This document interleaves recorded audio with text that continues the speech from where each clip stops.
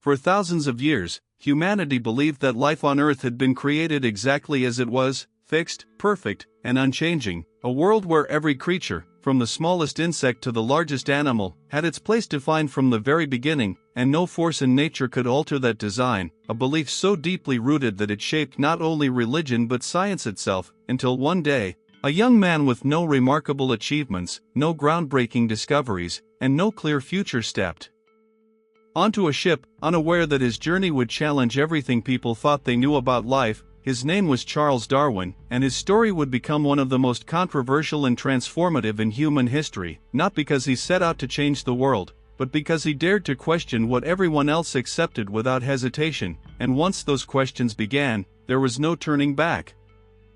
Charles Darwin was born in 1809 in England, into a wealthy and intellectually respected family, a household where expectations were not just suggested but imposed. His father was a successful physician who envisioned a stable and respectable future for his son, and from the outside, everything about Darwin's life seemed destined to follow a predictable path. But beneath that structure there was something different about him, something that did not fit within the rigid expectations placed upon him, because while other boys focused on discipline and formal education, Darwin found himself drawn to the natural world in a way that was almost obsessive, collecting beetles, observing birds, and exploring environments with a curiosity that seemed endless. Yet at the time, this fascination was not seen as a strength but as a distraction, something that needed to be corrected rather than encouraged.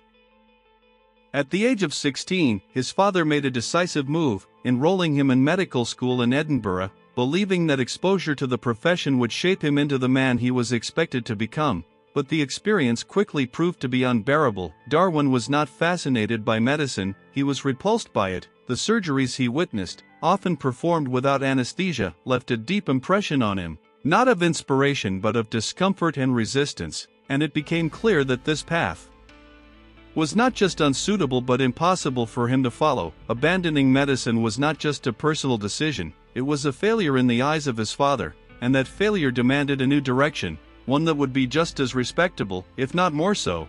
And so the next plan was set into motion. Darwin would become a clergyman. He was sent to the University of Cambridge, a place where faith and education were deeply intertwined, and for a moment, it seemed like he might finally settle into the life that had been chosen for him. But something unexpected happened during his time there, something that would quietly alter the course of his future. He met a man named John Henslow, a professor of botany who recognized in Darwin something that others had overlooked, a genuine curiosity about the natural world that could not be forced into a predefined structure. Henslow did not try to change Darwin, he encouraged him, guiding him toward the study of plants, geology, and natural observation, and for the first time, Darwin found himself engaged in something that felt meaningful, not because he was told to pursue it, but because he genuinely wanted to understand it, and that difference, subtle at first, would eventually become everything.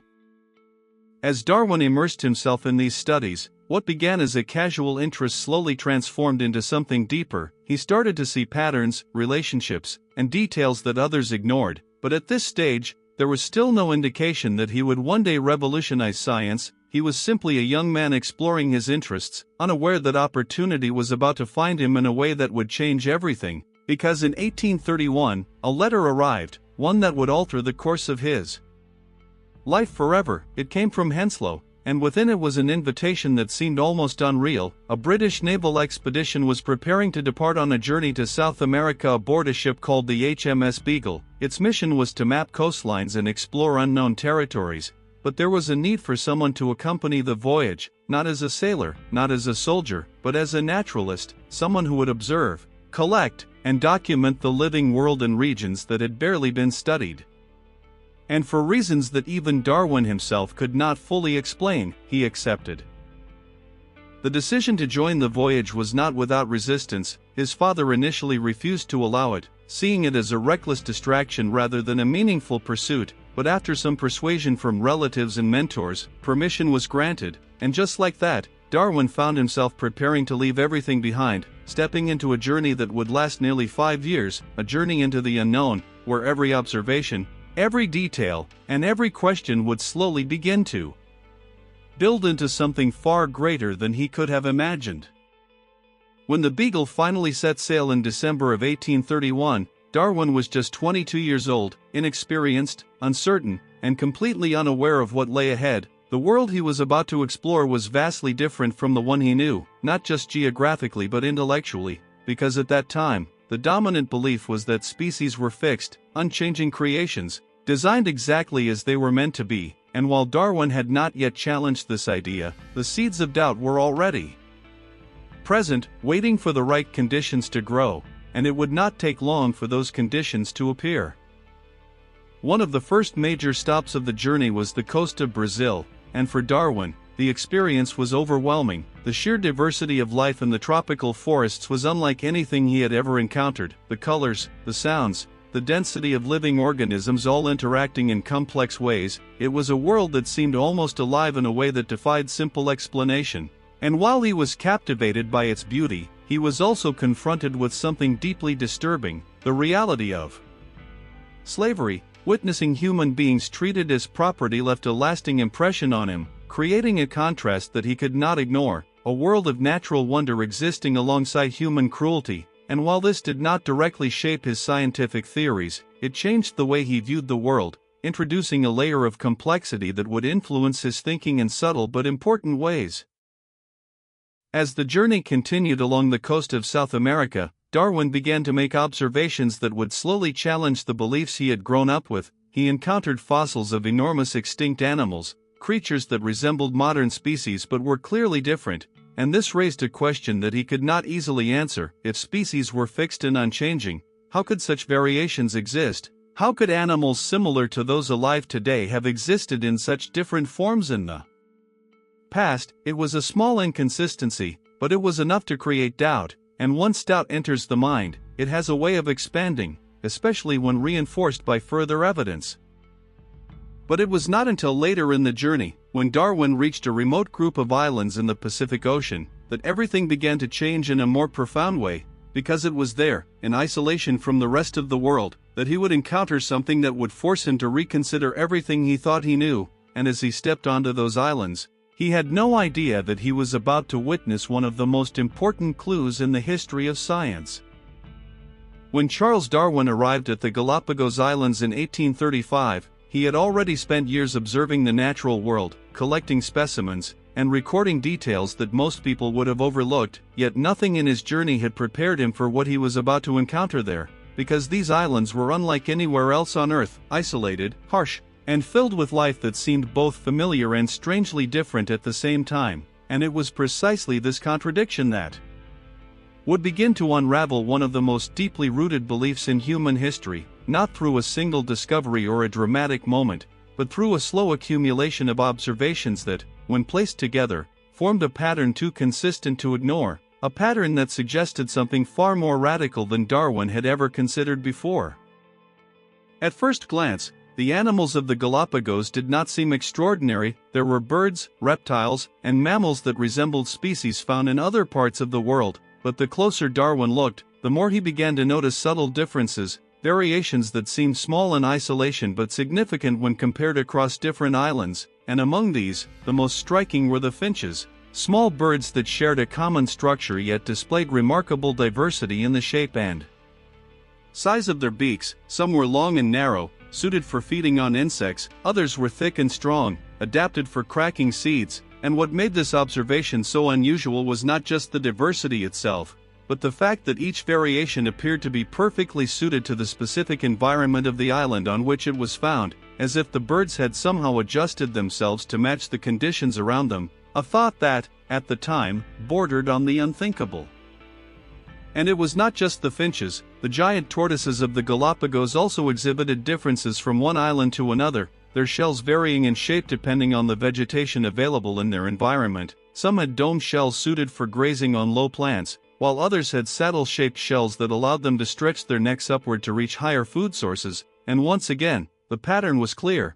These animals were not identical copies placed across different locations. They were variations, each uniquely adapted to the conditions of their surroundings. And as Darwin continued to observe these patterns, a question began to take shape in his mind, one that would not leave him alone. What if species were not fixed? What if they could change over time? What if the differences he was seeing were not random, but the result of a process that had been unfolding for generations. At the time, such an idea was not just controversial, it was almost unimaginable. The prevailing belief was that species had been created exactly as they were and remained unchanged since their origin, a view supported not only by religion but by much of the scientific community as well. And yet, the evidence in front of Darwin seemed to suggest otherwise. The more he compared his observations, the more difficult it became to reconcile them with the idea of fixed species, because if everything had been created in its final form, why would similar animals exist with slight but meaningful differences depending on their environment? Why would the natural world display such a consistent pattern of variation, and why would those variations appear to serve a purpose, allowing organisms to survive and thrive under specific conditions? Darwin did not immediately arrive at a conclusion. In fact, he left the Galapagos without fully understanding the significance of what he had seen, but the ideas had taken root, and once planted, they began to grow, slowly at first, almost imperceptibly, as he continued his journey and eventually returned to England in 1836, bringing with him not just specimens and notes, but a collection of questions that demanded answers. And over the following years, those questions would become the foundation of a theory that would change everything.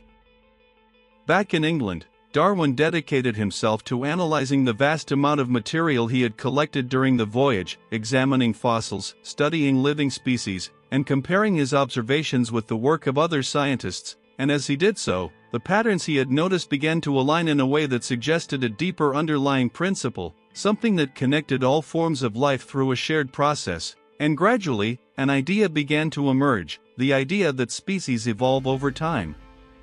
Through a process of natural selection, a mechanism by which certain traits become more common within a population because they provide an advantage in survival and reproduction, while others disappear because they do not. A simple concept in theory, yet one with profound implications. According to this idea, within any population, individuals are not identical, they vary in small ways, and some of those variations can influence their ability to survive in a given environment. Those with advantageous traits are more likely to live long enough to reproduce, passing those traits on to the next generation, and over time, as these traits accumulate, the population as a whole begins to change, not abruptly, but gradually, generation after generation, until eventually, these changes can lead to the emergence of entirely new species, a process that Darwin would later describe as descent with modification, a concept that suggested all life on Earth was connected through a common ancestry, an idea that fundamentally challenged the belief in separate, fixed creations.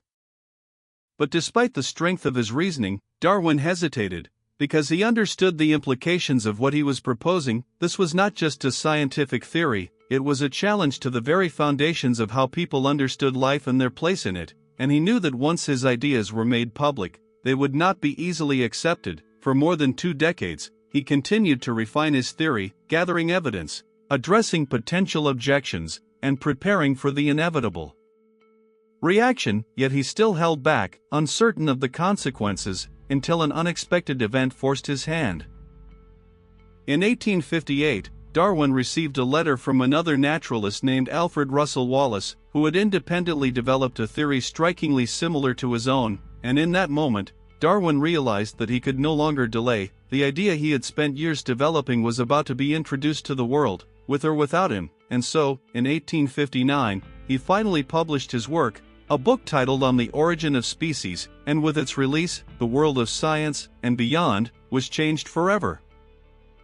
The reaction was immediate and intense. Within the scientific community, the book sparked both admiration and controversy. Some recognized the strength of the evidence and the elegance of the theory, while others rejected it outright, unable or unwilling to accept its implications. But outside of science, the response was even more dramatic, because Darwin's ideas did not just challenge existing knowledge, they challenged belief, particularly the belief that humans occupied a special, unchanging place in the natural order, and for many, this was not just difficult to accept, it was unacceptable.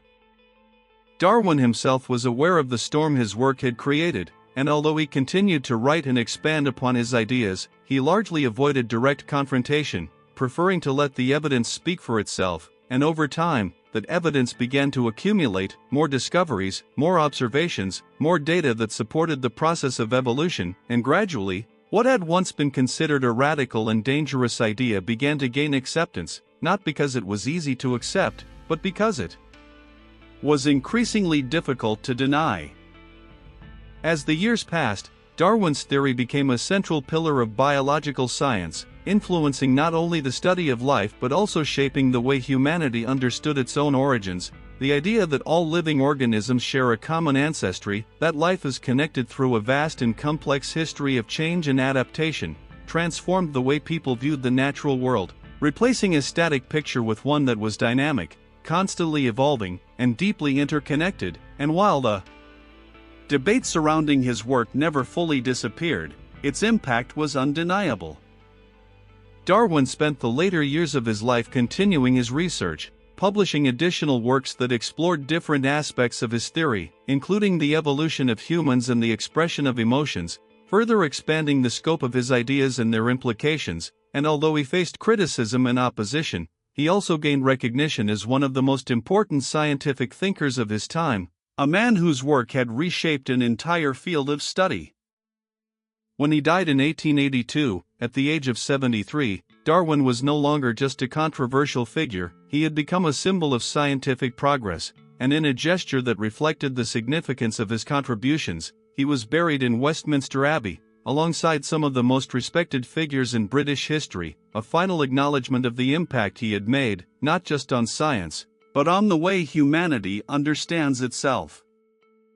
Today, more than a century later, Darwin's legacy continues to influence the world. His theory of evolution remains one of the most important and widely supported concepts in science, forming the foundation of modern biology and shaping research in fields ranging from genetics to medicine. And yet, what makes his story truly remarkable is not just the theory itself, but the journey that led to it, a journey that began with curiosity, was driven by observation, and ultimately resulted in a profound shift in human understanding, a reminder that sometimes, the most powerful ideas are not the ones we set out to find, but the ones we uncover when we begin to question what we believe to be true. Because in the end, Darwin did not just change science, he changed the way we see life itself, and once that perspective changed, there was no going back.